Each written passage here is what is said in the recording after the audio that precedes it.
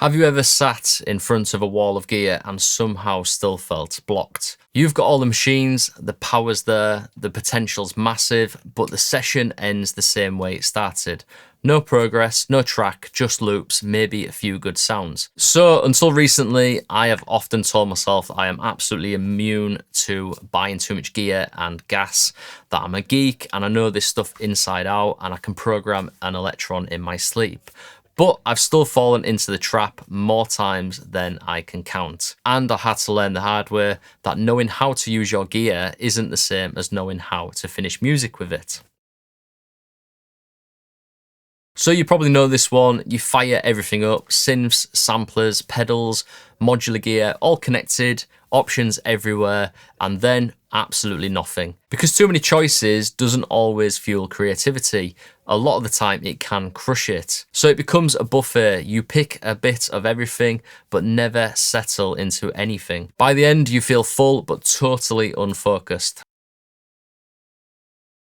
So here is the sneaky bit. It feels productive because you're busy routing cables, tuning oscillators, switching kits and experimenting.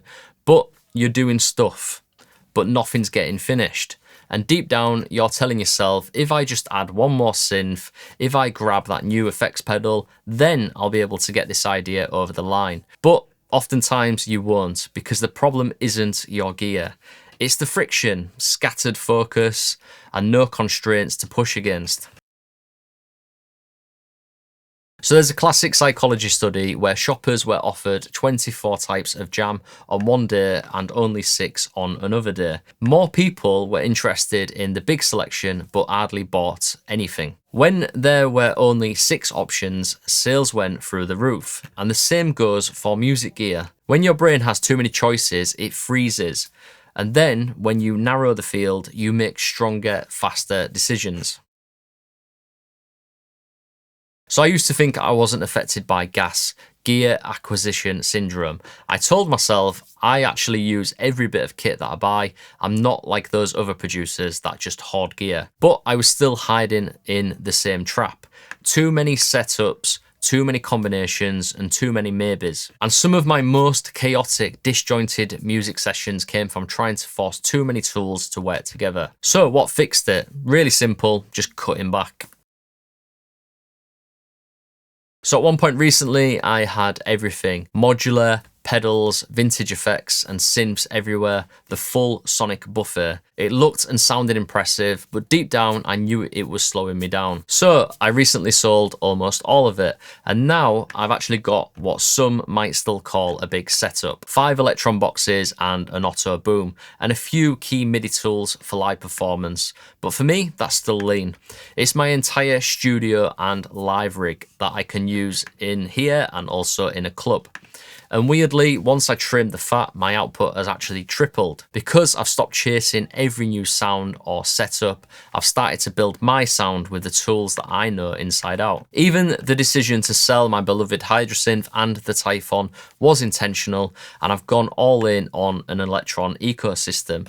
So yes, I am now a full-blown Elektron fanboy, but that doesn't matter. It's about the music that I create with that ecosystem, and doing so, it's removed an unbelievable amount of friction in the studio. So some of my favourite tracks from recent times were written entirely on the Digitact 2, and others have been just written on the Syntact, and I've even got vinyl releases coming out that were made entirely in the DAW with no hardware at all. So limitation isn't actually the enemy, it's the pressure that pushes you into ideas you would have never found with unlimited options.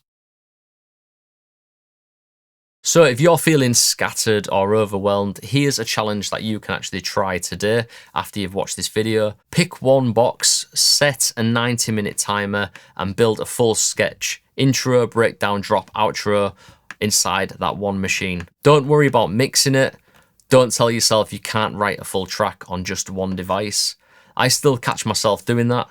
I tell myself I need another synth, I need more textures, this box isn't enough on its own. But that's just fear in disguise. Some of my favourite tracks were written with one machine and a timer. That's where creativity kicks in, when the walls close in and your ideas have to move.